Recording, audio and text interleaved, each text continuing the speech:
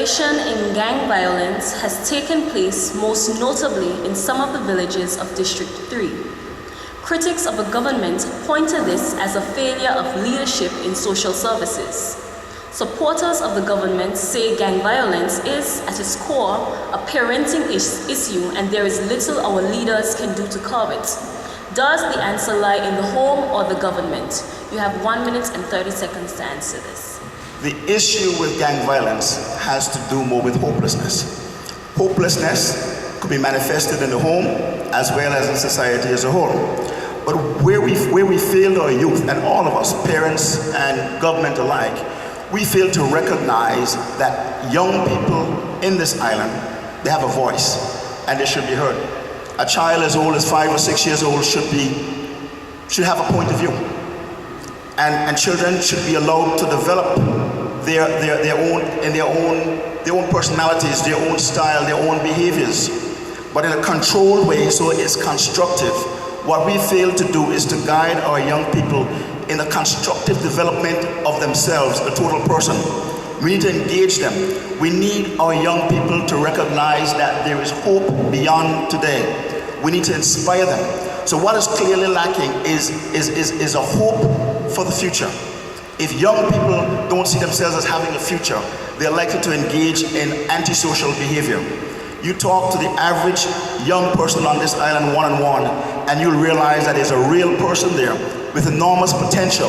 But what we fail to do is to channel that energy, channel the potential that exists within the child.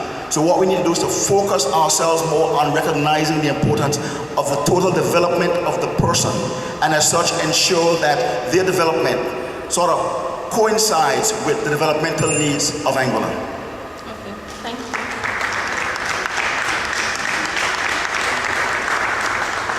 We will now go back to the student table and ask Ms. Chelsea Hughes to give her question.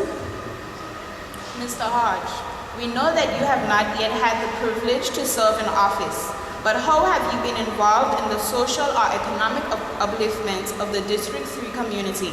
You have 2 minutes to answer this question. You know, my involvement in Anguilla's both social and economic development probably spanned many, many years. When I was a youngster, I was age 23. I engaged the government of Anguilla about starting a printing operation in Anguilla. And in 1982, I opened a printing business in Anguilla, the Anguilla Printers. I started it along with my brothers. I was living in California at the time, and the Anguilla Printers had been serving Anguilla for the past 27, almost 28 years. And I started that when I was age 23, 24. In addition to that, while working for Cable & Wireless, I've channeled millions and millions of dollars in sponsorship and donation in just about every program that involved youth development in Anguilla. In sports, culture, education, the hospital, you name it. And it was at my discretion where a lot of that money was channeled. And I was very surgical in the way the money was used as part of the sponsorship, because we have a responsibility towards the development of our youth. What I was fortunate in being able to do was to use the monies of a multinational company and channel it towards the development, both social, economic, and cultural development of Anguilla. Thank you very much.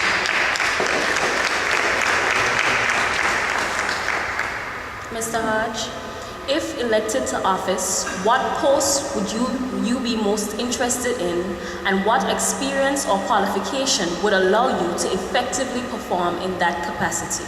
You have 1 minute and 30 seconds. Yes, this is the question that I've been asked on many occasions. I have served in a very senior position in Cable & Wireless for 17 years.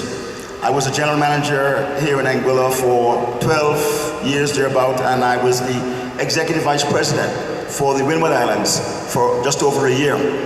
And that has given me a very broad range of experience in senior management. That said, I think a natural area where I can gravitate would be in the area of finance, because I've managed budgets 2.5 times the size of Angola's budget. And I've done that successfully for many years. One of the things that actually I was known for in Cape and Wireless is the efficient, effective management of a business.